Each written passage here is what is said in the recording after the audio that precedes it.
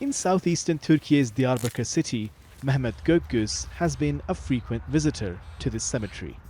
October 7th, 2014 was a turning point in his life. My son called me asking where I was. I told him that I'm injured and have taken shelter somewhere. I asked him where he was. He said, "Don't ask about me." Then there was some shouting in the background, as if it was cannibals. His call dropped. After that, I couldn't reach him, despite repeated attempts. I was taken to the hospital for surgery. Doctors got the bullet out of my body. There, I found out that my son had been martyred. The whole world collapsed on me. His 16-year-old son, Hasan Gökgöz, was killed by supporters of the PKK terrorist organization. PKK supporters were rioting and fired at unarmed civilians after the Turkish government restricted its citizens from crossing the border into Syria to join terror groups like Daesh and the YPG.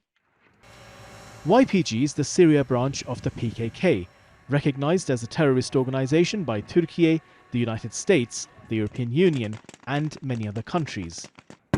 Ankara holds the PKK responsible for more than 40,000 deaths through its terror activities since the 80s.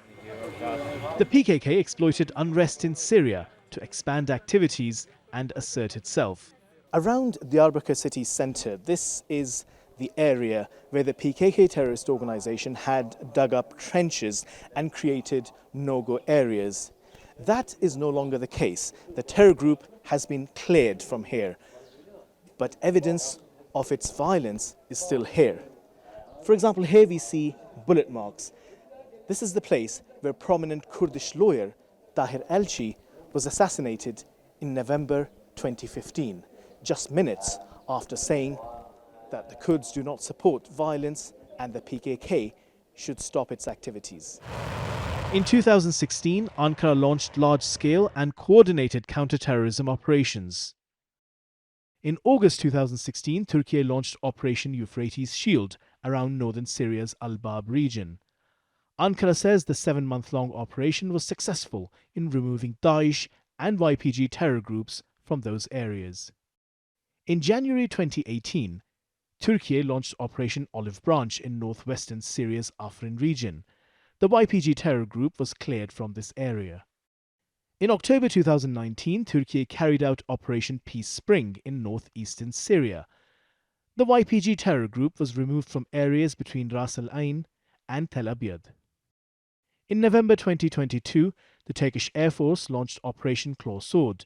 It targeted positions of the PKK terror group in parts of northern Syria and northern Iraq. Operation Clawlock is Turkey's ongoing military operation against the PKK terror group in northern Iraq's Duhok Governorate. In January this year, Turkey launched Operation Eren Abluka against the PKK terror group in the country's southeast. Turkish authorities have also carried out extensive operations against the FETÖ terror group responsible for the July 15 coup attempt. The government says there's more to be done.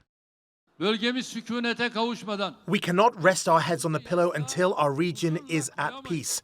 We cannot feel comfortable while terrorist organizations are nested right next to us.